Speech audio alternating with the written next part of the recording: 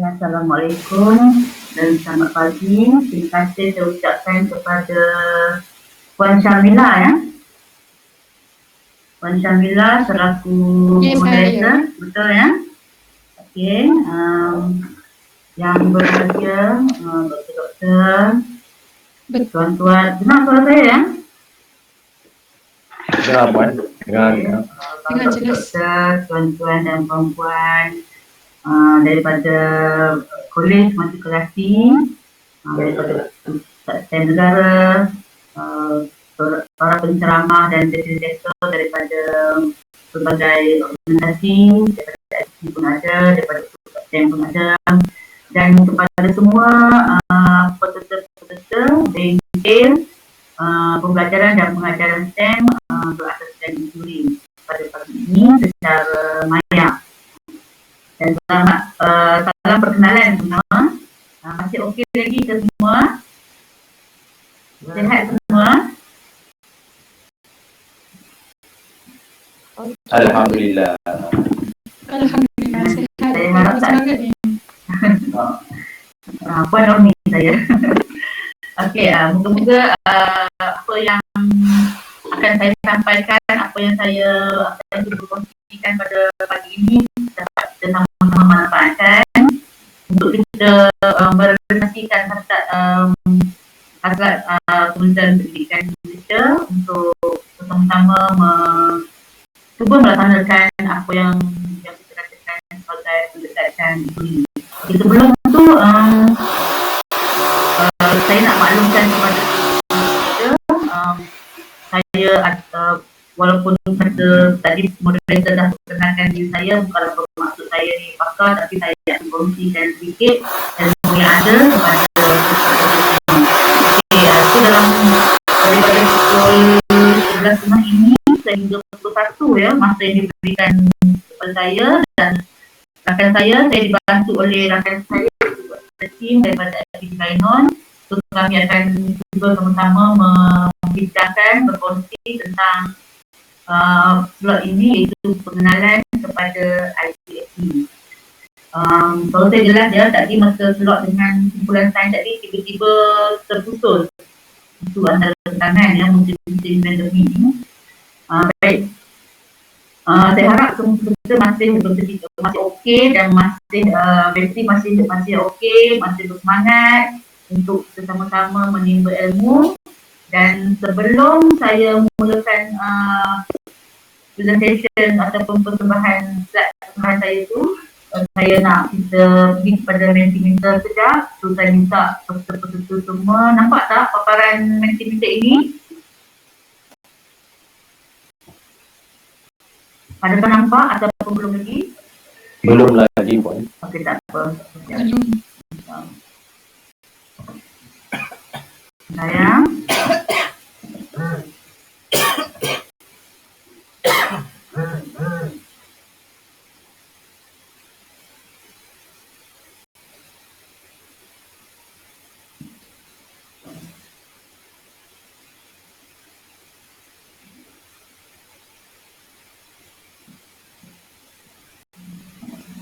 Baik, tuan-tuan nampak?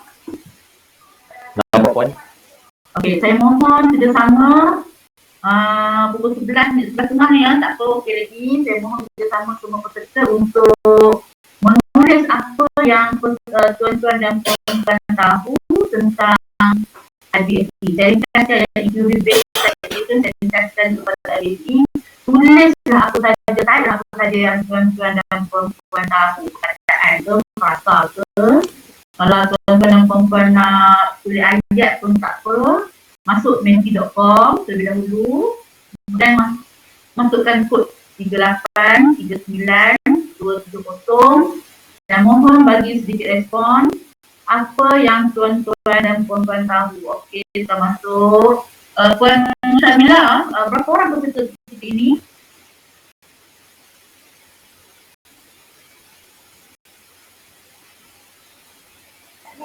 Peserta ada 62 orang setakat ni Puan. Okey, Alhamdulillah, insyaAllah saya akan dapat respon lebih kurang 60 orang ya. Okey, itu respon sudah masuk. Pengajaran berasaskan soalan, baik, bersifat ingin tahu soalan. Okey. Lagi orang lain, apa sajalah yang terlintas di fikiran tuan-tuan dan puan-puan yang berkait dengan IBSC, kaedah pembelajaran berasaskan penemuan dan kajian. Okey. Tak apa, mudah saja.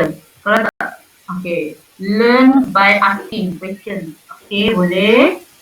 Saya sekadar nak lihat sejauh mana mungkin tuan-tuan dan puan-puan pernah ada yang tahu. Okey, baik. Kaedah pengajaran sains berasaskan inquiry. Okey. Menanyakan soalan yang tidak betul ataupun salah.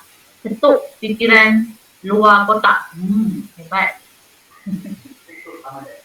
Mula belajar dengan bertanya. Okey, nampaknya kumpulan ini menggalakkan belajar bertanya. Okay. Learning by questioning. Okay. Thinking of what, why, when, who, how. Okay. Pengajaran dan pembelajaran berasaskan pertanyaan. Okay. Mana yang lain lagi? Tak masuk lagi.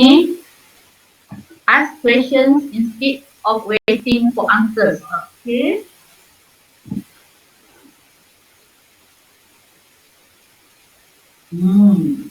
Dah, habis dah. Tak tahu nak jawab dah ke? Okey, pengajaran berasaskan inquiry, timbulkan pertanyaan agar sel-sel otak berhubung. Ni macam LMTV saja. Bak kata iklan suruh. Okey, terima kasih bagi respon. Mencetuskan persoalan. Okey, baik. Okay, nampaknya peserta kita pada hari ini sememangnya ada satu pengalaman lah, ada juga menggunakan base soalan pelajar, learn by question. Okey, maknanya kita galakkan pelajar berfikir sebelum tanya. Baik. Pengajaran berdasarkan pertanyaan. Okay. Learning by communication and collaboration. Okay. Active learning. Encourage students ask questions. 21st century learning. Okay, bagus. Pembelajaran berpusatkan pelajar. Baik. Okay, tak apa. Terima kasih. Ada lagi nak bagi? Telefon? Okey, masuk lagi. Pembelajaran berasaskan inquiry, berdasarkan pertanyaan. Okey, baik. Terima kasih. Sekurang-kurangnya pada pukul 11.30 ni sel-sel otak masih berhubung ya. Betul lah. Okey, bermaksud masih ada komunikasi lah. Ada bolehlah sel-sel otak masih berhubung. Ada yang boleh menjawab dengan baik. Okey, bagus.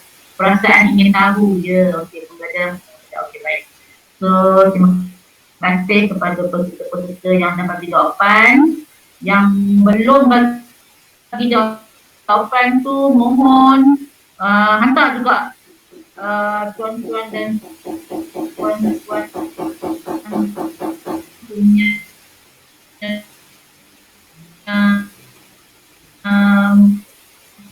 jawapan. Apa yang tuan-tuan dan puan-puan tahu tentang IBSC?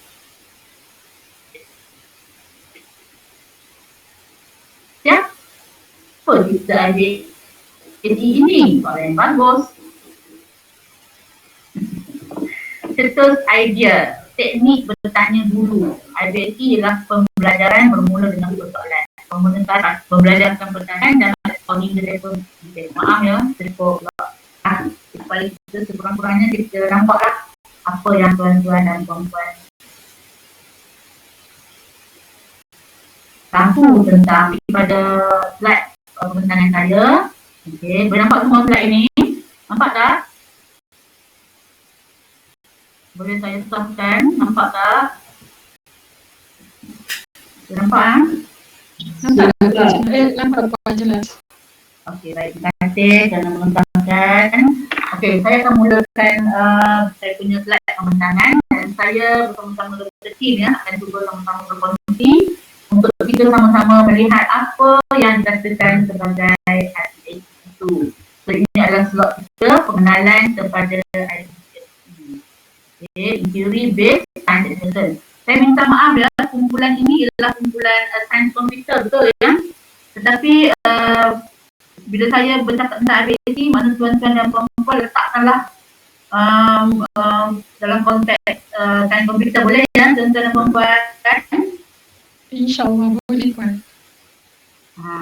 Jadi saya akan letak IBC, tapi tuan-tuan dan puan-puan letakkanlah konsep ini, ambil konsep ini dan sesuaikan dalam sains komputer. Saya asalnya kepada kumpulan sains tapi minta bagi pada kumpulan komputer, tapi bermaksud tuan-tuan saya mohon faham ya, maksudnya letakkan dalam situasi sesuaikan dengan sains komputer tuan-tuan dan puan-puan, boleh ya? Okey, saya akan teruskan. Okey, hanya kita akan bincangkan beberapa perkara dalam sesi ini, dan saya akan sentuh tentang rasional dan matlamat, kemudian sedikit tentang arah teori, sedikit tentang model IMEI, dan kita akan cuba kupaskan ciri-ciri IBC daripada slide-slide yang sebelum tu. Mungkin kita dah boleh nampak apa ciri-ciri IBC yang kita minta faham lah, yang cuba kita amalkan. Baik, rasional dan matlamat. Kita tengok dulu rasional dan matlamat. Sebenarnya daripada sedikit latar belakang, kita bagi sedikit latar belakang, banyak latar belakang tadi saya untuk sikit. Sebelum 1900, tahun 1900, kebanyakan pakar akademik itu berpendapat sains terasalnya ialah satu bentuk pengetahuan sahaja, di mana pada hanya memperolehinya secara langsung, maksudnya direct instruction lah. Tetapi pandangan-pandangan yang sebegitu, dia ada pandangan oleh pakar-pakar akademik ataupun pakar-pakar itu ketika itu. Jadi antaranya Duen ni dia antara pakar akademik atau pakar pendidikan itu, dia mengatakan bahawa pendidikan sains memberi penekanan kepada pengumpulan maklumat, bahkan juga kepada cara berfikir dan sikap terhadap sains ini. Ini menurut Duen. Dan Duen ni dia mengatakan bahawa sains ni bukan setakat knowledge saja. Dia ada satu proses, satu method untuk pembelajaran itu berlaku dengan baik. Ini menurut Duen. Itu dia menyangkal pandangan pakar-pakar akademik terdahulu. Jadi cuba bawa lagi ya sedikit latar belakang kenapa IBC ini diterjemahkan untuk kami. Jadi kajian-kajian banyak telah dibuat ya tentang konsep-konsep video ini, iaitu daripada Perkul 2005. Beliau mengatakan inquiry ini dapat membantu pelajar memahami konsep saintifik dan sifat sains, nature of science itu ya. Dia juga dapat menghargai proses ketika nak menimba ilmu itu. Dia juga dikatakan dapat mengembangkan lagi kemahiran yang diperlukan untuk menjadi penyiasat bebas. Inverted comma, penyiasat bebas ni ketika itu bermaksud pelajar-pelajar itu akan membuat penyiasatan, mengkaji. Itu saja diistilahkan sebagai penyiasat bebas. Okey, dan menurut Perkul lagi, inquiry ni merupakan asas kepada pendidikan sains. Bermaksud pendidikan sains, inquiry saling berkait. Belajar sains secara inquiry adalah terbaik. Itu menurut dia. Dan semua belajar, dia bila belajar inquiry, dia pandangan Perkul ni, inquiry ni atau belajar sains dan inquiry ni, dia boleh sesuaikan mengikut tahap keupayaan pelajar-pelajar. Nanti kita tengok bahagian arah, nanti kita akan tengok adakah dia mempunyai satu tahap saja, satu cara saja kita tengok dia. Ini antara pandangan yang dikemukakan oleh Perkul 2005. Baik, jadi ada juga kajian-kajian yang dibuat. Kajian-kajian ini dibuat oleh Chambers Gerakan pada 2013. Dalam kajian dia, dalam penelitian dia mengkaji dan dia dapat membuktikan bahawa penyelidikan telah membuktikan pengajaran inquiry dapat menyumbang kepada beberapa perkara. Satu, pembelajaran inquiry ini, faedah dia menyumbang kepada perkembangan kognitif pelajar. Jadi Chambers ni dia temui kajian yang dibuat oleh Austin 2005 dan gerakannya, dan beliau Federal 2003 bersama rakan-rakan dia, mana dia mengumpul kajian-kajian yang dibuat oleh orang tentang injuri. So kajian yang saya sebutkan tadi, dia menyentuh tentang kelebihan pengajaran injuri ini di mana dia dapat membantu perkembangan kognitif. Okay. Kemudian oleh Dion 2007, kemudian rakan-rakan dia Johnson dan rakan-rakan 2007, kajian yang mereka buat ini berjaya menunjukkan bahawa pengajaran secara injuri ini dapat menyumbang kepada pengembangan pemikiran yang fleksibel dan adaptif. Maksudnya boleh menyesuaikan diri, berjaya meningkatkan kreativiti dan juga mampu menangani situasi yang berisiko. Itu menurut kajian itulah. Okay, so saya senaraikan kajian-kajian yang terbukti dapat menaikkan kelebihan pengajaran injuri terhadap pelajar-pelajar. Dan juga oleh satu lagi kajian, dia menyentuh bahawa pengajaran injuri ini mampu meningkatkan pembangunan afektif pelajar-pelajar. Contohnya sikap dia, positifnya, motivasinya meningkat apabila diorang belajar secara injuri. Ini kajian-kajian yang dibuat ya. Saya ambil sedikit contoh. Baik, adakah di Malaysia tidak ada sebelum injuri ini? Di Malaysia, pendidikan ataupun pembelajaran secara injuri memang dah wujud dah semenjak tahun 60-an lagi, dan dalam konteks kita ketika itu kita ta'rifannya sebagai proses pemahaman yang melibatkan persoalan. So, tadi kalau kita tengok peserta-peserta, tuan-tuan dan puan-puan, banyak yang memberikan frasa ataupun jawapan tadi menyebut injuri ni terkait dengan pengenalan tahniah ya. Tampaknya peserta-peserta ni memang dah ada satu gambaran, dah ada satu prior knowledge dah about ADHD. Okay. Jadi injuri ni kita juga menarifkannya itu proses pemahaman yang melibatkan pengenalan, pemerhatian, menyiasatkan fenomena tertentu dengan menggunakan deria dan kognitif. Itu antara yang kita cuba masukkan sikit dalam sangat. Jadi kalau mengikut perkataan Arab ni maksud dia sebut ilmu, tapi kita cuba bawa dalam konteks sains lah. Kalau tuan-tuan dalam konteks pembelajaran komputer sains, so kita bawa dalam konteks pembelajaran komputer sains.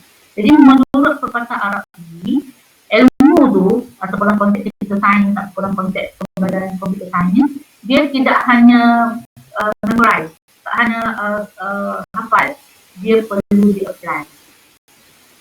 Itu maksud perkataan ini. So di-apply, maksudnya digunakan dalam konteks kita sekarang ni, digunakan dalam kehidupan seharian kita lah, bukan sekadar menghafalnya dalam kelas. Ya.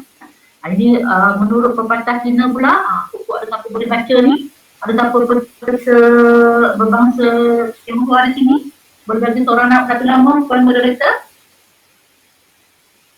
Boleh kita dengar hari ni?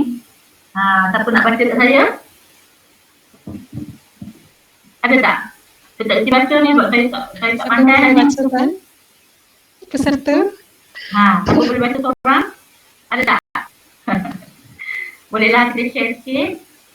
Takut ada yang Lena pula kan? Boleh? Siapa boleh? Volunteer siapa boleh? Semua tak mau? Tak mau tak apalah. Saya baca yang bawah sekali. Yang atas ni siapa yang baca, siapa yang Semua tak pandai baca ni. Semua tak ada baca? Semua tak pandai baca ni. Tak nak baca. Cuba. Okey, tak apa. So, menurut perkataan ni kita pun terdengar, tell me, I will forget. If you show me, I will remember. But if you involve me, I will understand. So, kurang-kurangnya kita nampak dah beza dengan kalau kita orang tahu, orang tunjuk kita bagaimana dengan orang minta kita libatkan diri. Jadi, melibatkan diri itu menambahkan lagi tahap kefahaman dan penguasaan dan mungkin kita boleh applykan dalam kehidupan harian. Itu maksudnya. Boleh ya? Baik, itu maksudnya. Okey, kalau kita tengok definisi yang saya tunjukkan ini, sebenarnya kalau tuan-tuan dan puan-puan buka buku lain, mungkin buku lain sekurang-kurangnya kita nampak apa keyword dalam pembelajaran injuri ini. So, keyword yang kita nampak boleh di-applykan dalam konteks computer science tu. Kalau kita nampak keyword dia menunjukkan bahawa progressive developing thinking, scientific idea. Dia nak kita secara aktif pembelajaran untuk meningkatkan pemahaman terhadap sesuatu idea lah. Kemudian kalau tuan-tuan nampak, dia ada learning how to investigate dan verb dia knowledge.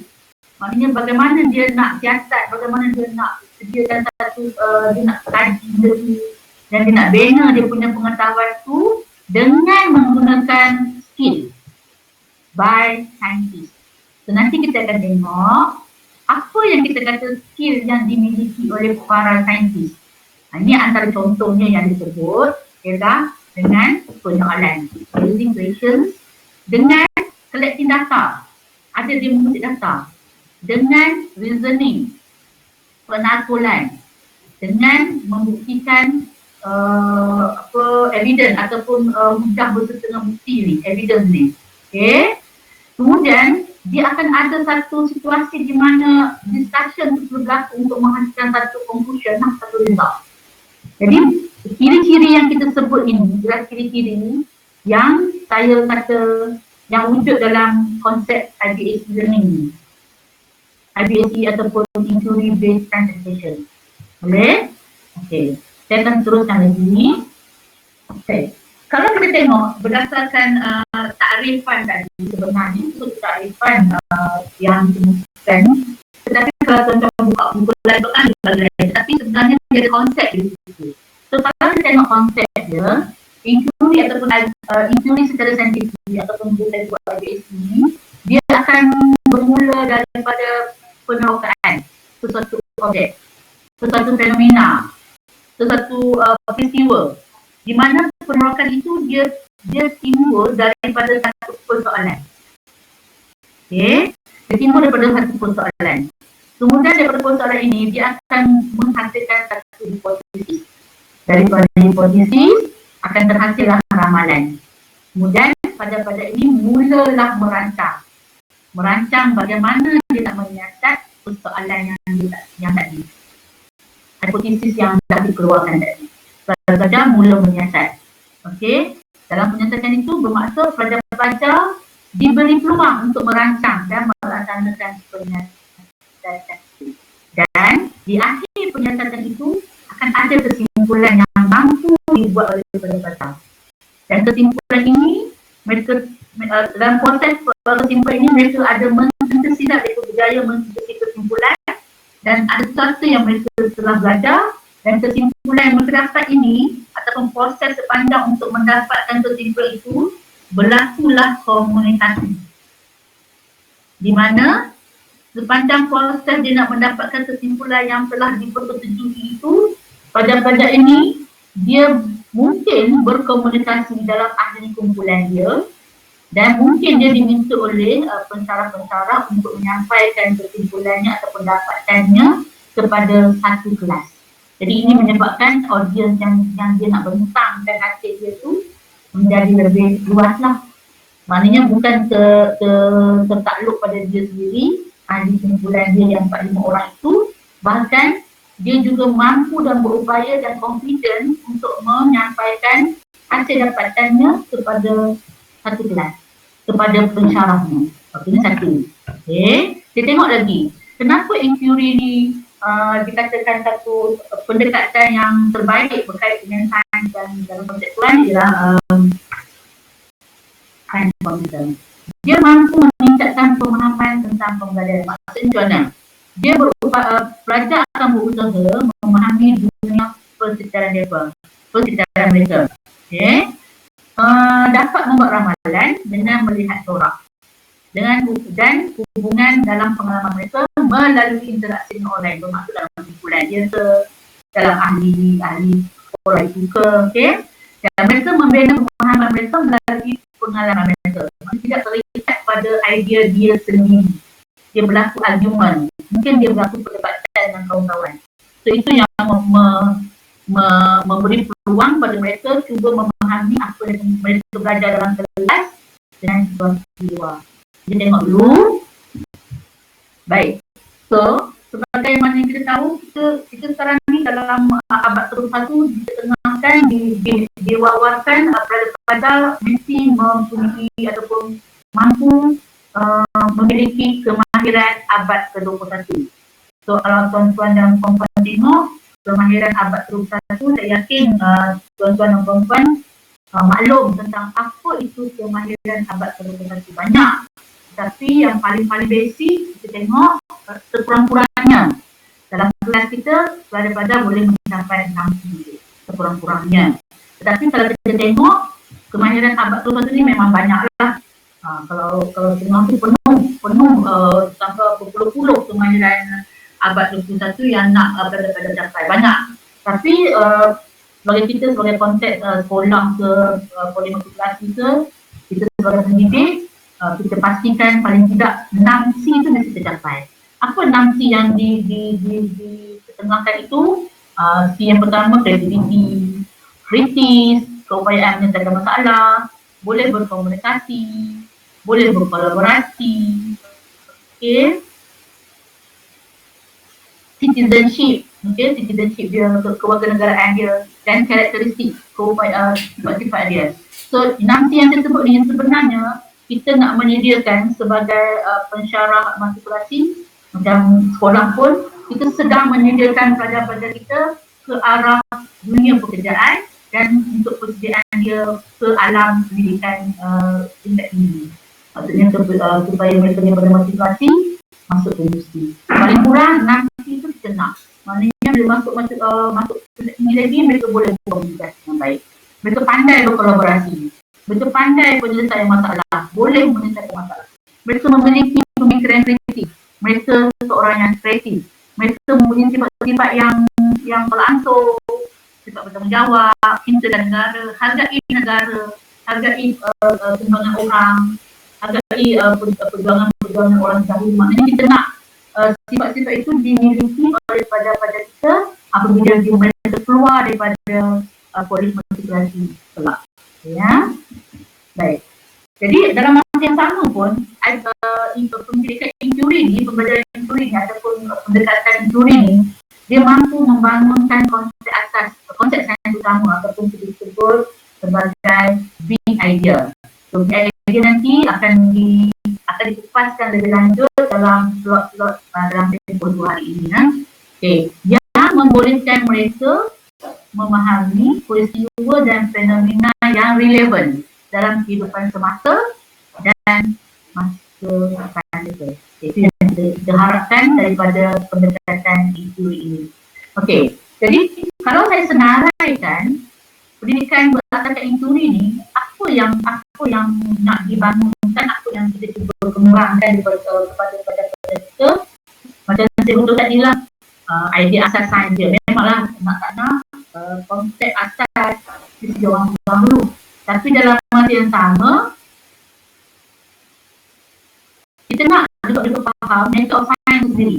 Maksudnya, nature of science tu macam mana teori saintifik penakut, dia boleh meningkatkan penakulan, berupaya meningkatkan kompetensi mengumpul dan menggunakan bukti. Maksudnya sepanjang kita menggunakan pendekatan injuri ini, kita nak membangunkan kompetensi pada kita dalam keupayaan mereka mengumpul data. Okey, dalam keupayaan mereka dah kumpul data, nak bentang ataupun nak present ataupun nak kongsi dengan rakan, mereka berjaya, mereka confident gunakan bahan-bahan bukti tersebut, data-data tersebut untuk meyakinkan, untuk memberikan satu kesimpulan tentang ilmu, tentang persoalan yang wujud di awal kelas itu. Okey, dalam masa yang sama, dalam masa 3 perkara ini, kita nak sebenarnya IBAC ini mampu membangunkan sikap saintifik dan sikap terhadap sains. Okey, saya sangat yakin kalau di sekolah kita sebut BSAP, kalau di IPD, Institut Guru, kami sebut maklumat khusus ataupun ringkasan maklumat khusus. Kalau di matrikulasi, kata saya mereka sebut TS je, Curriculum certification, betul kan? TS kan? Mereka sebut TS ya kalau tingkat matrikulasi. Betul ya, tuan-tuan dan puan-puan? Ya, betul. Terima kasih berrespon. Saya sebenarnya risau takut saya cakap macam ni. Tak orang. Okey, terima kasih berrespon. Okey, saya sangat yakin dalam TS di tingkat matrikulasi mesti ada sikap nak dikembangkan sikap saintifik dan sikap sains. Baik, saya bagi contoh sikap saintifik. Mungkin tuan-tuan dalam 6 orang ni boleh seorang dua respon kat saya. Apa sikap saintifik yang kita nak pada kita serlahkan ataupun tonjolkan sepanjang kita berada di kolej yang kita tengok, yang kita boleh tengok, yang kita nampak apa sikap saintifik dan nilai mereka terhadap sains. Boleh seorang bagi respon kepada saya?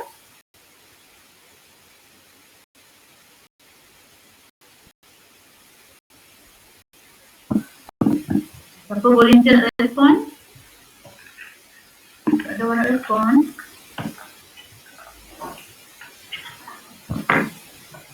Baik, saya bagi satu, semua tak boleh respon. Saya tanya, saya jawab ya. Okey. Ada soalan dekat ruangan chat. Oh, saya tak nampak. Ada orang komen dekat chat. Tak apa, nanti Dr. Chin akan bantu saya. Nanti mungkin Dr. Chin boleh jawab. Saya tak nampak chat itu. Saya tak nampak. Tak apa, tak lagi Dr. Chin akan cuba jawab. Dan mungkin kalau saya tak boleh jawab sekarang, saya akan jawab selepas ini. Boleh ya? Baik. Sikap saintifik saya sangat yakin. Di samping kita kata pendidikan berasaskan teori, pendekatan teori, kita kata kita nak mereka kumpul data, cari bukti, buat aktiviti-aktiviti. Kita nak sebenarnya sikap saintifik dan sikap sains itu sendiri. Satu contoh ya, teori ni sebenarnya dia boleh menanam sifat minat. Itu yang kita boleh buat. Jadi kalau kita sebagai pencara, macam mana kita nak tahu sifat ingin tahu dan minat pelajar kita ada dalam kalangan mereka?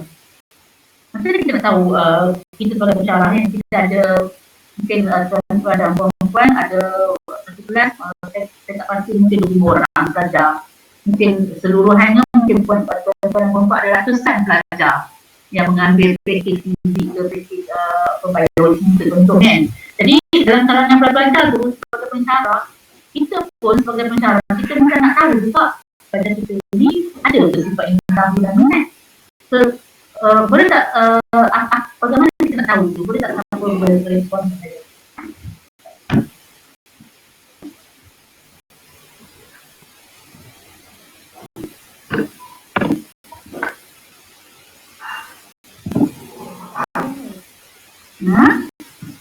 Boleh kuat sikit tak dengar tu? Pelajar akan bertanya soalan. Okey, terima kasih. Respon, terima kasih. Pelajar kita tanya soalan. Itu satu kita juga. Dia tanya soalan kita. Tak kisahlah soalan tu soalan mudah ke, soalan pelik-pelik ke, soalan susah. Tak kisah. Jadi, soalan yang dikemukakan oleh pelajar tu pun dah menunjukkan pelajar kita mempunyai sifat yang hitam. Satu. Okey, kadang-kadang kita tengok pelajar tu dia boleh menunjukkan macam ketekunan dia lah, macam dia membaca apa arahan sebab itu satu contoh lah yang kita boleh nampak. Atau dan soalan tu sama-sama zaman sekarang ni pada meeting kita bermain dengan WhatsApp, mungkin pada kita tak WhatsApp kita letakkan soalan buat doktor macam mana. Itu pun salah satu yang kita boleh nampak sifat ingin tahu dan minat yang telah wujud dalam kalangan pada itu. Itu satu contoh. Baik, sebenarnya pembelajaran teori ni, FASE ni pun sebenarnya dia boleh menyokong pembelajaran sepanjang hayat. Maksudnya, macam kita tahu tadi 6C kan, macam kita kata bila kita buat FASE nanti, kita akan minta pelajar-pelajar ni, konsep dia pelajar tu akan kita akan cuba dapatkan idea secara individu terlebih dahulu untuk FASE ini. Kemudian kita akan minta mereka kongsikan idea mereka bersama rakan kumpulan. Kemudian kita akan minta mereka pilih idea mana yang terbaik. Kemudian kita akan minta mereka cuba bentangkan kepada universiti atau bentangkan kepada kelas. So contoh, ni saya bagi contoh. Katakan sebenarnya kita menggalakkan mereka yakin, boleh bercakap, boleh berkomunikasi dengan baik. So keupayaan mereka berkomunikasi dengan baik ni ialah contoh pembelajaran sepanjang hayat dia. Dia boleh gunakan kemampuan dia untuk berkomunikasi ni di alam pekerjaan nanti. Itu satu contoh kemahiran sepanjang hayat. Ataupun contoh yang kedua, bila kita galakkan mereka berfikir tentang kawan sendirian, kita sedang menggalakkan mereka berfikir secara kreatif, kemampuan menyelesaikan masalah. So, sisi ni yang saya sebut berkolaborasi ke, komunikasi ke, kreatif ke, kritis ke, benda ni semua, diorang mungkin boleh guna di alam pekerjaan. Menghadiri temu juga. Okey? Tak boleh bercakap. Bila hadiri temu juga, bercakap tak boleh. Bila hadiri temu juga, penumpang juga bertanya soalan, tak boleh jawab. Tak boleh beri idea. So, itu sebenarnya satu kerugian lah. So, bila kita ketengahkan, kita cuba implementkan IBSP ni, ataupun pembelajaran secara injuri ni, kita niatlah hati sebenarnya kita nak pada kita guna 6C ni dalam kehidupan harian mereka, ataupun dengan kata lain sepanjang hayat mereka lah dalam alam pekerjaan, tidak tertakluk kepada dalam kelas saja. Dia tak tertakluk itu. Ada benda yang diorang boleh bawa keluar. Sikap yang menyendiri, senyap, tak sembang orang, tak cakap orang, tak berhenti nak sembang, itu pun satu problem. So maksudnya bila kita gunakan pendekatan ini, kita sedang mendedahkan mereka ini kepada peluang-peluang yang lebih jauh. Okay, ya? Itu contoh. Baik, tak perlu kita lagi. Satu lagi, kita nak, bila IBS ini sebenarnya, kita nak pada kita faham dan sedar bahawa sains ataupun sumbangan sains kepada masyarakat wujud. Dan bagaimana sains itu boleh dikaitkan dengan teknologi dan kejuruteraan. Itu sebenarnya yang kita cuba terapkan dalam kalangan pada kita sepanjang proses pengajaran. Baik, jadi untuk kita melaksanakan injuri ataupun IBSP dalam kelas kita, tuan-tuan dan puan-puan, yang saya sarankan inilah sebahagian maksudnya. Tetapi sebenarnya kita nak cuba supaya pada kita cuba amalkan apa yang menjadi amalan para saintis. Apa itu amalan para saintis? Okey, terdapat 8 amalan para saintis ataupun doktor yang mereka amalkan sepanjang mereka bekerja lah maksudnya. Jadi 8 ini lah yang kita boleh cuba gunakan ataupun kita minta kita cuba rancang supaya pada kita dapat mengamalkan 8 budaya ataupun amalan para saintis ini. Okay. Yang pertama, kita nak ada budaya mengemukakan soalan, mendefinisikan masalah. Biasanya kalau para saintis tu mengemukakan soalan lah. Kalau doktor tu mereka mendefinisikan masalah. Ada sedikit perbezaan, tetapi tak apa. Sebenarnya lebih kurang. Antaranya lagi, sepanjang belajar pendekatan IBS injuri ni, kita nak pada kita boleh membangun dan menggunakan model. Okay. Contoh katakan ada topik tertentu, kita menggunakan model. Okay. Kita nak pada kita ni boleh merancang dan menjalankan penyiasatan. Kita tengok lagi ya. Kita nak pada kita ni berupaya menganalisis dan menginterpretasikan data. Kita nak macam tu. Kita nak pada kita ni mampu menggunakan matematik dan berupayaan memberi pemikiran secara komputasional. Okay. Kita nak juga mereka boleh membina penjelasan, mereka bentuk penyelesaian, melibatkan diri dalam pembujahan. Pembujahan ni bukan kosong. Pembujahan ini bermaksudnya ada bukti, tidak data. Okay. Dan kita nak kita sebut ni antara amalan para saintis untuk mendapatkan maklumat, menilai dan berkomunikasi dengan maklumat. Jadi setengah-setengah topik dia akan ada setengah-setengah amalan. Okay. Setengah-setengah topik dia akan ada beberapa amalan. Setengah-setengah topik dia ada satu amalan. Contoh. Baik, katakan satu contoh. Okay, sebelum tu saya nak maklumkan pada tuan-tuan dan perempuan. ADHD ni ataupun inquiry ni, kita jangan sangka dia tu semestinya eksperimen ya. Dia tak semestinya eksperimen. Okay, saya bagi contoh. Katakan tuan-tuan nak bagi dalam topik itu mungkin lah, ini saya mungkin topik itu berkaitan dengan satu perkara, tapi tuan-tuan nak dah rancang nak bagi kepada ni dalam bentuk edaran saja. Okey. Bila dalam bentuk edaran, tuan-tuan pensaran nak pada cari maklumat dekat yang tuan-tuan bagi, nak pada cari maklumat tersebut, kemudian cuba persembahkannya dalam bentuk graf contoh. Jadi maklumat yang ada dalam edaran tersebut ialah maklumat yang pada kualiti, pada nilai maklumat tersebut, baca tengok apa yang mendapat, apa yang boleh dikeluarkan, pada persembahkannya, komunikasikannya dalam bentuk graf contohnya, dan pada mampu menerangkannya. So, kemahiran ataupun amalan ini ialah yang jenis ini. Mendapat maklumat, menilai dan berkomunikasi tentang maklumat. So, itu contoh. Contoh ya. Jadi para saintis, ini amalan-amalan yang para saintis amalkan untuk mereka menjawab sebarang soalan yang mereka mungkin pensyarah minta ke pelajar tu dia kena merancang lah. Dia akan merancang. Dia merancang macam mana, nak ada hipotesis ke, nak ada boleh ubah ke, mereka rancang dan mereka akan mula menjalankan penyiasatan. Bila mereka jalankan penyiasatan, mereka mungkin dapat data. Dapat data, dia akan analisiskan data, kemudian mereka akan menterjemahkan data tersebut. Okey, di dalam konteks ini, pelajar menggunakan amalan oleh amalan para saintis berkaitan dengan merancang, menjalankan penyiasatan, menganalisis dan memverifikasikan data.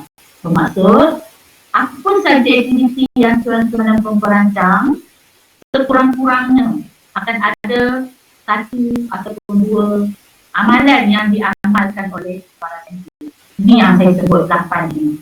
Kita nak cuba pada kita miliki atau cuba amalkan yang diamalkan oleh para saintis. Okay. Baik. Okay. Jadi sebenarnya bukanlah kita nak pada kita jadi saintis pun ataupun bagi saintis baguslah. Okay, ya. Tapi sebenarnya amalan inilah yang menyebabkan mereka boleh menguasai, menghayati sesuatu ilmu yang mereka dapat itu. Jadi amalan-amalan inilah yang membolehkan mereka mengkata ilmu itu kekal, boleh bawa ilmu itu kepada kehidupan seharian. Sebab bila mereka buat, mereka terlibat, mereka akan dapat menghayati apa yang mereka belajar. Okay, ya? Baik. Okay, tak apa. Okay. Jadi kalau tuan-tuan dan puan-puan tengok, saya sebut GAC, itu pendidikan inquiry. Kemudian ada ketika kita sebut STEM, pendidikan STEM. Kemudian ada ketika lain kita sebut kemahiran abad 21. Contoh, sebenarnya IBAT ini ialah pendekatan yang sangat dituntut ataupun yang sangat sesuai untuk merealisasikan pendidikan STEM. Pendidikan STEM ni dia melibatkan disiplin yang beberapa disiplin. Contohnya dalam konteks STEM ni ialah kita sains, teknologi, engineering dan matematik. Jadi menggabungkan beberapa disiplin tapi kita cuba applykan pendekatan IBAT. Sebenarnya ketiga-tiga ini saling berkait. Kita nak pada kita memiliki kemahiran abad ke-21. Jadi tuan-tuan dan perempuan boleh tengok lagi apa yang kita dapat jika kita cuba amalkan pendekatan inquiry dalam kelas. Okay. Ini saya sentuh dulu sedikit hubungan antara sains, teknologi, masyarakat dan kesedaran. Okey ya. Saya sentuh sedikit supaya kita nampak sains tu dia menyediakan macam konten, ada bahan baru ataupun pemahaman tentang satu perkara. Jadi teknologi tu membantu kepada upayaan saintis itu untuk menjadikan apa yang ditemui tadi kepada skala yang lebih besar. Okey. basic knowledge. Tapi teknologi itu membantu para saintis untuk merealisasikannya kepada satu skala yang besar. Kemudian jurutera itu sendiri dengan kemudahan dia boleh membangun atau menambah baik sesuatu teknologi yang diputuskan. Ini salah satu pandangan, ya. Tak apa. Baik. Kemudian saya terus nak pergi kepada arah injuri. Sebab macam saya beritahu di awal slide tadi, saya sebut injuri ni, IBSE ni dia boleh sesuaikan dengan keupayaan berbeza. Jadi kadang-kadang daripada kita ni terdiri pada berbeza yang sangat excellent, kita. Jadi mungkin kita menggunakan arah injuri yang berbeza dengan kepada berbeza yang sederhana. Okay. Mungkin ada pada tuan-tuan dan puan-puan jenis yang sederhana, bermaksud kalau kita bagi sedikit lepas tu dia boleh buat. Tapi ada beberapa yang jenis gifted, kita bagi je satu case, dia boleh mula daripada A sampai Z. So, berbeza-beza arah itu. So, dan saya yakin di polis matrikulasi tak ada beberapa yang sangat lemah. Betul kan? Kalau di sekolah kadang-kadang kita jumpa beberapa yang sangat lemah, tapi di matrikulasi mungkin kumpulan yang sederhana dan excellent. Baik, tak apa. Kita cuba sesuaikan dalam situasi kita. Tengok mana yang sesuai. Jadi dalam arah injuri ini dibahagikan kepada beberapa bahagian, beberapa jenis berdasarkan kepada tatak mana ilmu dan bimbingan yang kita beri pada pelajar. Okey. Baik. Jadi arah injuri yang wujud ada 4 sebenarnya. Yang paling rendah sekali ialah injuri pengesahan. Nanti kita tengok mana. Yang kedua, level dia tinggi sedikit, berstruktur ataupun guided structured injury. Yang ketiga ialah injury terguling. Dan yang paling tinggi sekali ialah injury jenis open injury, yang terbuka. So apa beza antara keempat injury ni? Keempat ni disebut sebagai injury, tetapi dia level dia berbeza-beza berdasarkan kepada kalau tuan-tuan tengok, ini adalah macam mana kita nak tahu ini adalah pengesahan ke struktur ke, terbimbing ke, terbuka ke. Kalau pengesahan ni bermaksud kita bagi persoalan tu kepada pelajar, kita bagi prosedur pun, jawapan pun kita bagi dah. Kita nak refer rank saja aktiviti itu. Contoh yang mudah, katakan tuan-tuan dan puan-puan bagi untuk pelajar menguji keeksidan satu larutan. Tuan-tuan dan puan-puan bagi pelajar ketal 5 warna merah dan biru. Okey, kita pun minta pelajar, kamu semua uji pada larutan-larutan ini.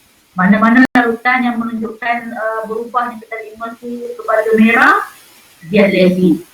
Kalau ketal 5 tu berubah kepada biru, dia ada alkali. So pelajar-pelajar pun buat.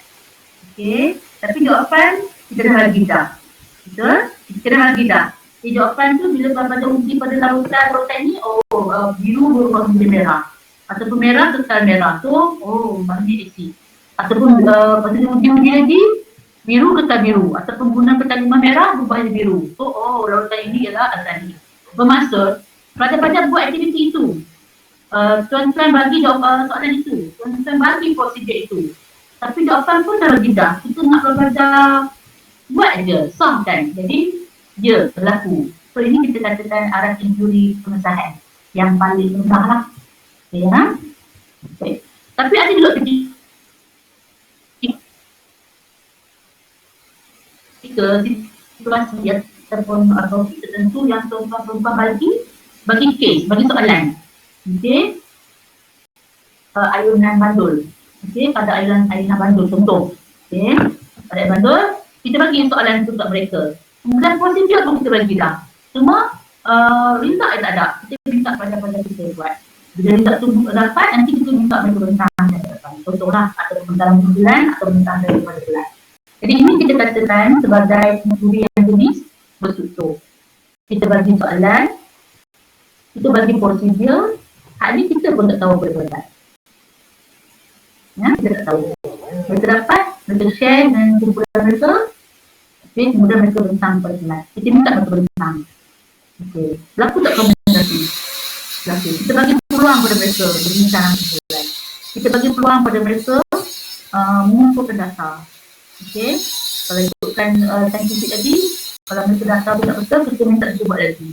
Jadi, sebagaimana yang kita tahu, kalau secara sains ni, sebab dalam sains, kita minta kadang-kadang pada tu buat interview untuk dapatkan kurasa. Ya. Jadi, itu adalah jenis yang berstruktur. Dalam konteks intuitif bimbing pula, dia sedikit tinggi daripada berstruktur. Iaitu kita hanya bagi persoalan saja.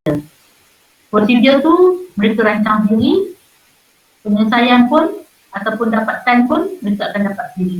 Kita pun tak tahu. Kita pun akan excited nanti. Apa yang mereka dapat. Itu contoh. Okey ya. Bermaksud kita tak bagi pun prosedur ini. Kita mengharapkan mereka akan mencari sendiri. Kita rancang sendiri. Tetapi satu lagi yang paling tinggi IBSC yang paling tinggi ialah yang jenis terbuka.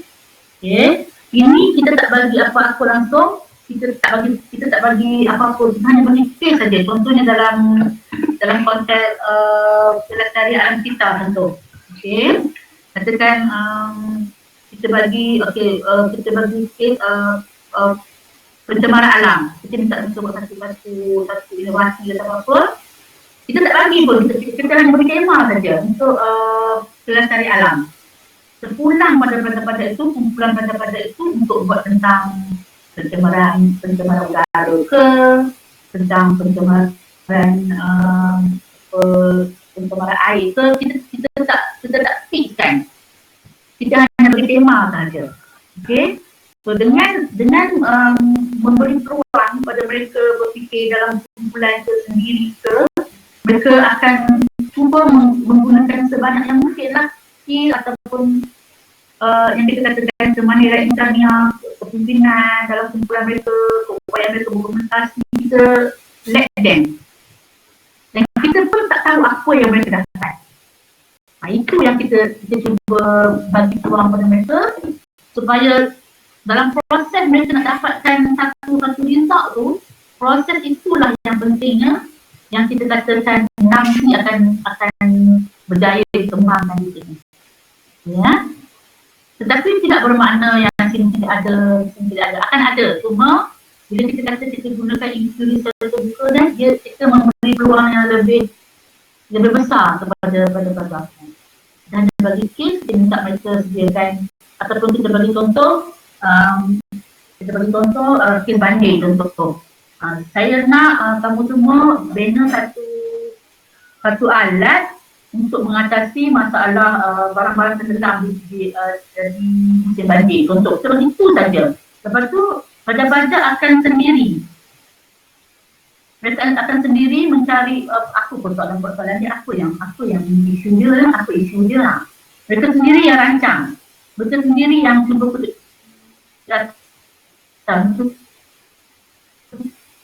sendiri yang cuba wujudkan. Dan benda ni semua akan proses yang berlaku ni akan lebih menonton dan cuba kemahiran insaniah yang saya sebutkan tadi, seperti keupayaan berkomunikasi. Dia mesti ada seorang pemimpin dalam grup ini. So itu yang kita boleh tengok. Kita hanya sebagai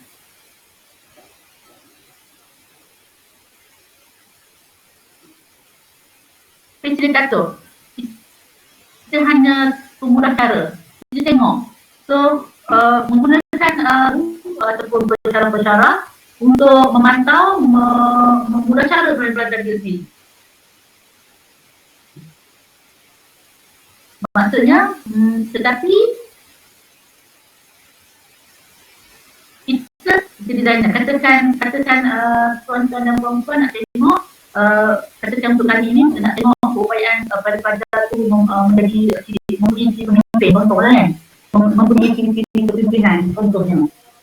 Jadi sepanjang proses itu kita boleh lihatlah siapa yang bersalah, siapa yang kurang. itu sebenarnya peluang kita nak melihat dan mungkin kita boleh ketengahkan siapa yang mempunyai sifat ya. Dia lah contoh yang saya sebut tadi lah, contohnya kita nak tahu orang punya mereka keupayaan mereka berfikiran sertiti, boleh mengkritik, kemudian boleh memberi idea baru. Itu semua adalah keupayaan yang kita nak telah dalam kemahiran abad 21 sebenarnya. Kita tak mahu pada kita buat satu benda benar. Kita nak pada kita kritik, tapi bukan kritik tak ada point.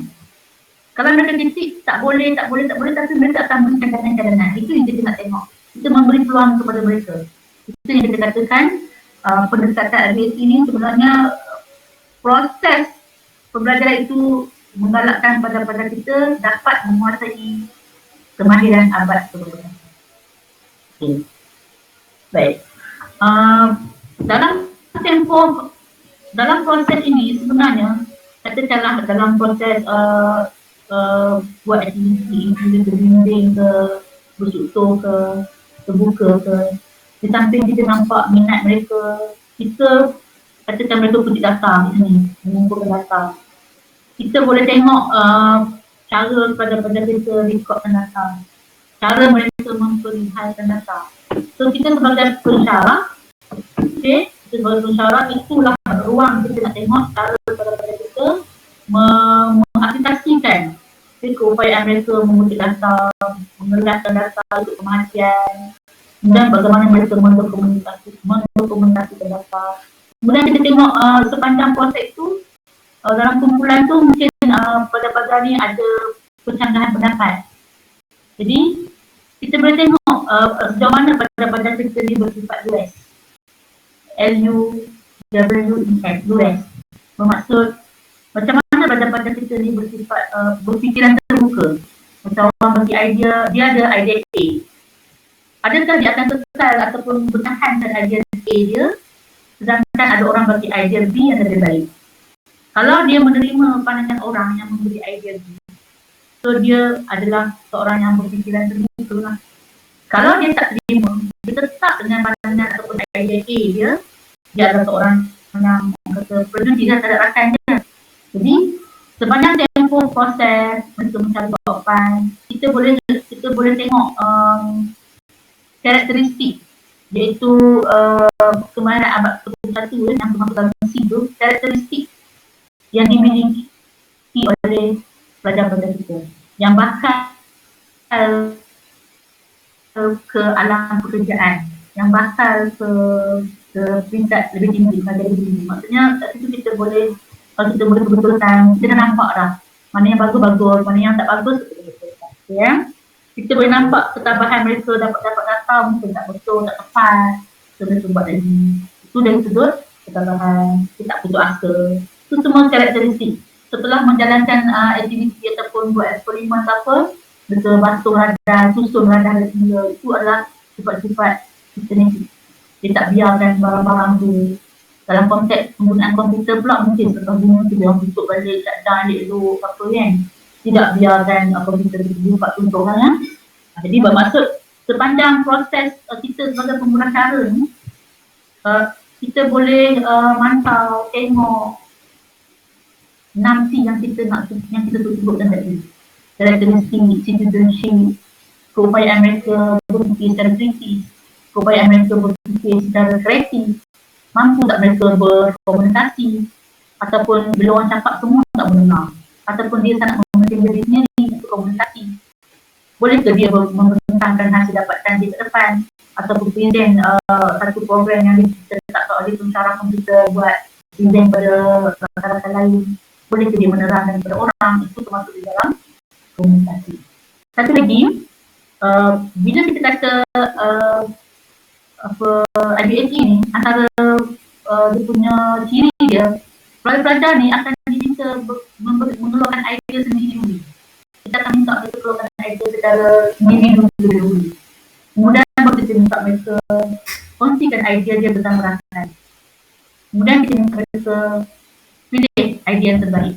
Katakan tuan-tuan dan puan-puan dalam bidang komputer minta menghasilkan satu program ataupun satu aktiviti permainan dalam komputer contoh kan. Jadi mungkin kalau secara IPAC, secara itu ini kita minta masing-masing menghasilkan dulu. Kemudian kita minta mereka berkongsi idea.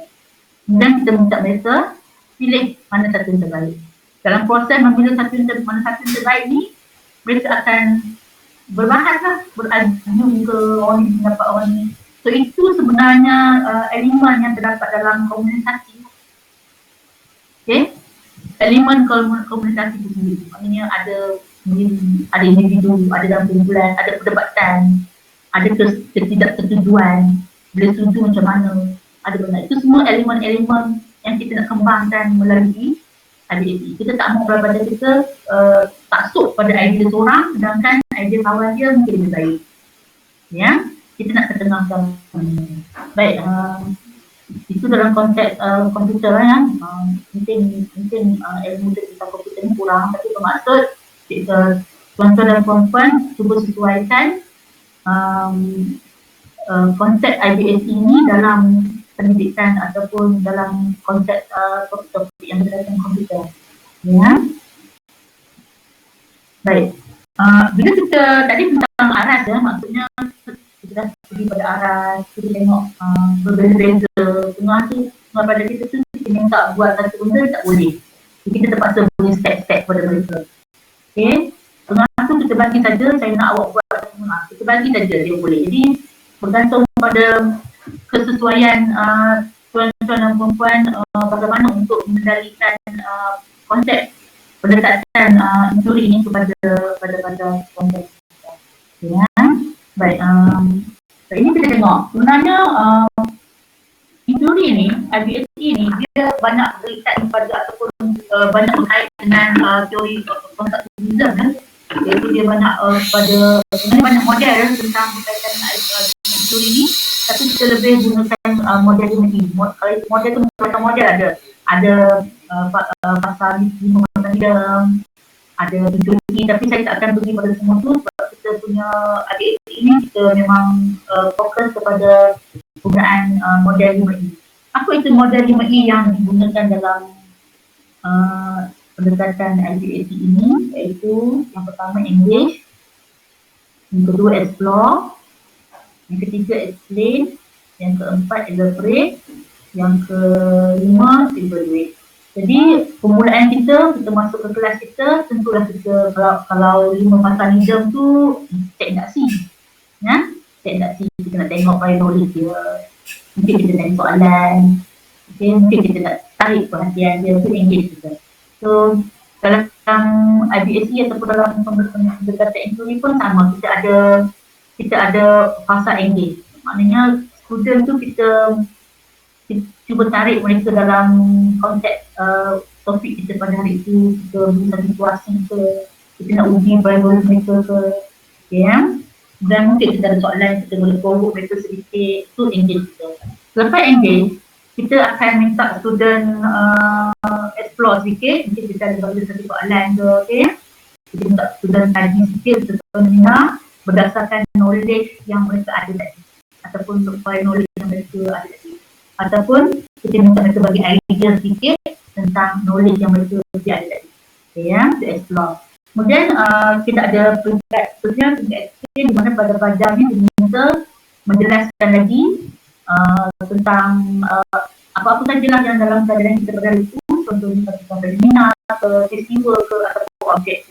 Jadi peringkat knowledge, peringkat explain pun mungkin tuan-tuan dan puan-puan boleh perbetulkan sekiranya ada misconception itu, ya. Mungkin semasa pelajar tu explain tadi kita minta mereka terbuka orang, dia berbentang ke depan tu contohnya. Okay, mungkin kita nampak ada sedikit perkeliruan. Di sini adalah ruang untuk kita, walaupun kita sebagai pemudah cara, kalau pelajar-pelajar tu ada buat silap, kita tak akan biarkan mereka sehingga ke habis. Bila peringkat explain tu kita dah nampak mereka dah silap ke apa dalam konsep.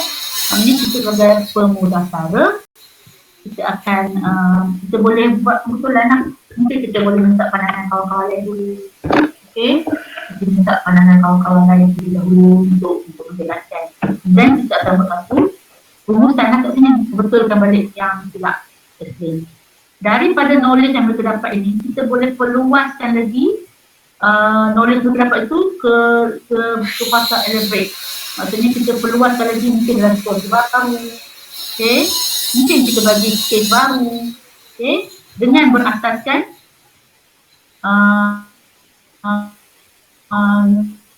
knowledge yang mereka dah dapat tadi pada tingkat exchange. Jadi kita kembangkan lagi, perluaskan lagi dalam situasi baru.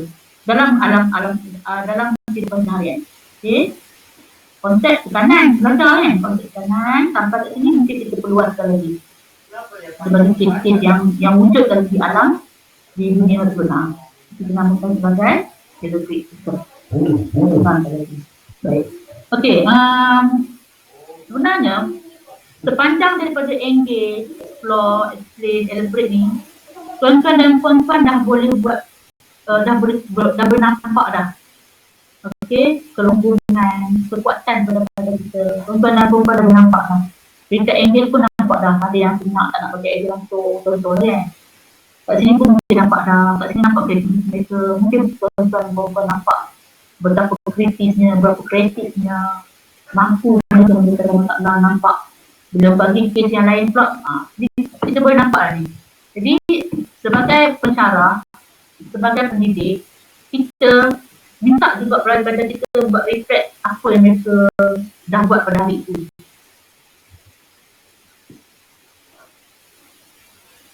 Contohnya kita tu buat eksplorasi yang dapat itu kita tak perhati.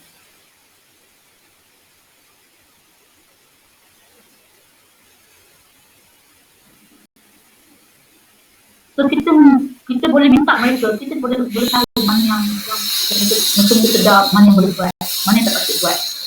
Okay? Mereka boleh reflect apa yang mereka belajar pada hari itu. Kenapa tak percaya? Pasal apa tak boleh? Mungkin saya macam ni, kita orang pun tak faham. Jadi, evaluate tu, boleh kita minta pelajar-pelajar buat berdasarkan apa yang mereka lalui daripada ketiga-tiga bahasa ini.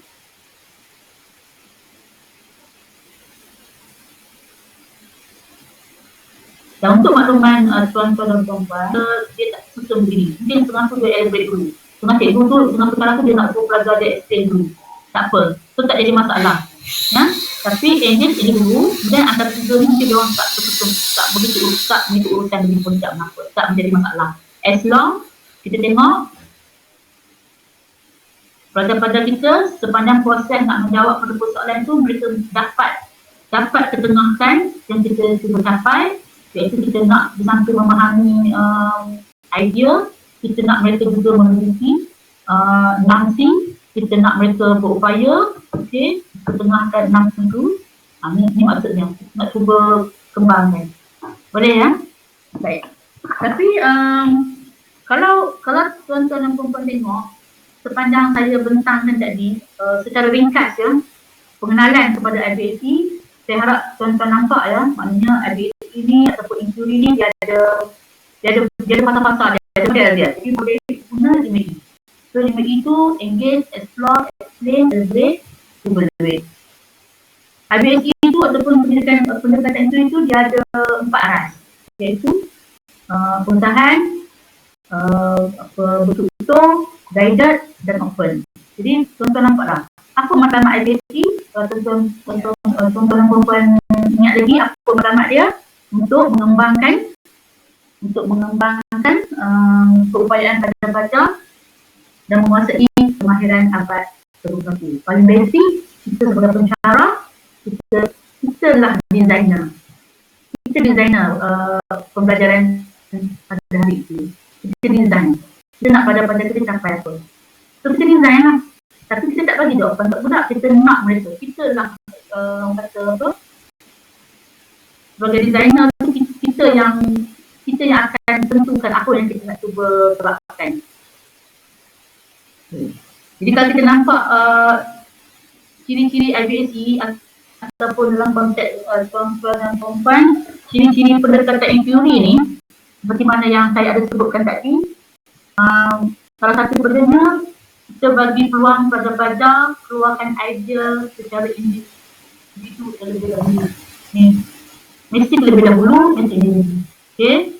Ini antara ciri ABS ni lah. Kita nak betul keluarkan idea dulu.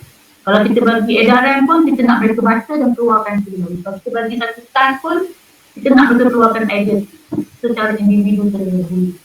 Okay?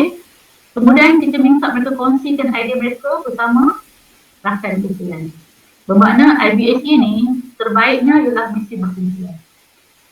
Okay? Dengan harapan bila dalam kumpulan mereka boleh kembangkan kemahiran komunikasi, keupayaan dia mengeluarkan hujah, okay? seperti yang kita tengok dalam amalan sains tadi, amalan para saintis tadi, keupayaan berhujah. Tapi berhujah tu berbukti, ada evidence. Kita nak macam tu. Kita tak mau mereka berhujah kosong. Ataupun kalau mereka nak kritik pun mereka ada hujahan mereka. So ini yang antara amalan para saintis ni, boleh berhujah dengan bukti. Kita nak kembangkan keupayaan mereka berkomunikasi dengan baik, bercakap dengan baik, terima pandangan orang. Kita nak so kita rancang aktiviti supaya pada ni boleh duduk dalam kumpulan, boleh berbincang, boleh argue, boleh berdebat, okay? Boleh melahirkan idea untuk menyelesaikan suatu masalah yang diberi oleh pemerintah. Okay, untuk disebut tadi, antara jenis aktiviti ini berlaku perdebatan. Mungkin tuan-tuan dan puan-puan boleh bagi lagi di ruang kosong ni. Siapa nak bagi? Siapa boleh bagi di ruang kosong ni? Boleh bagi idea? Atau semua dah lapor dah ya?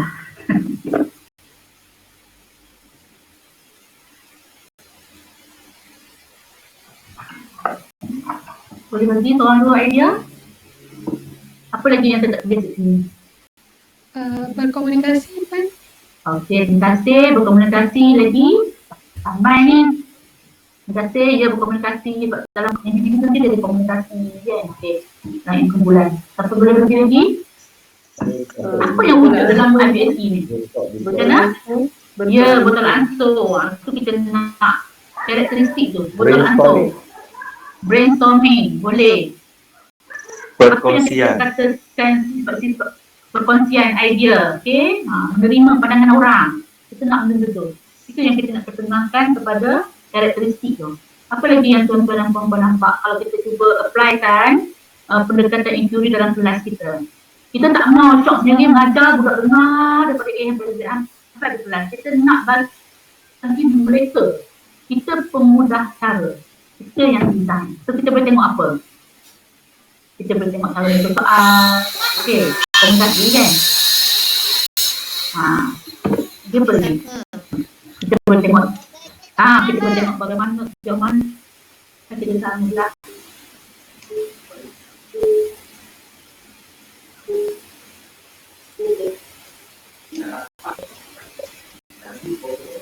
Bagus, berfikiran terbuka boleh.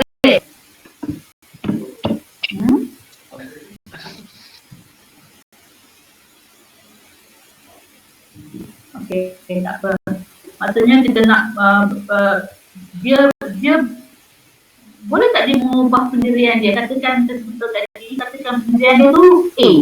Tapi ada rakan dia yang dengan bukti dengan apa cuba mencadangkan pendirian dia. Kalau ikutkan.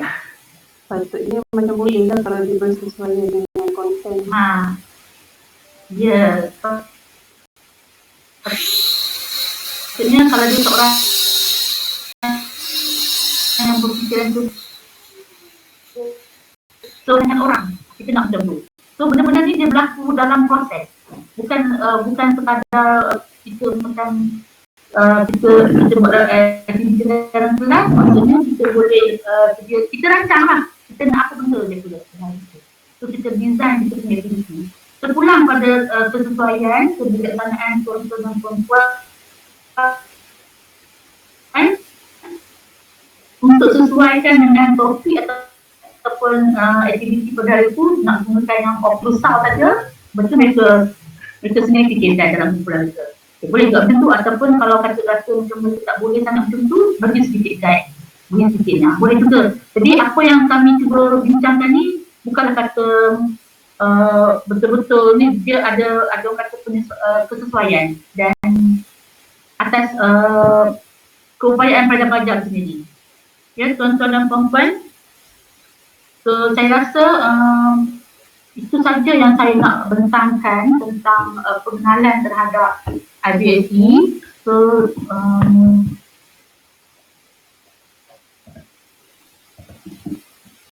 ya, saya rasa kalau kita sebagai pendidik di sekolah di pusat pelatihan, kita sebagai pensyarah, bermaknanya peranan kita lah untuk memainkan peranan sebagai pemuda cara.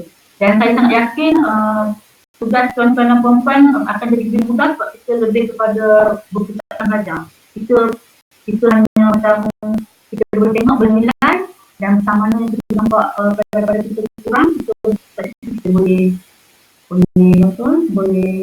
perbetulkan.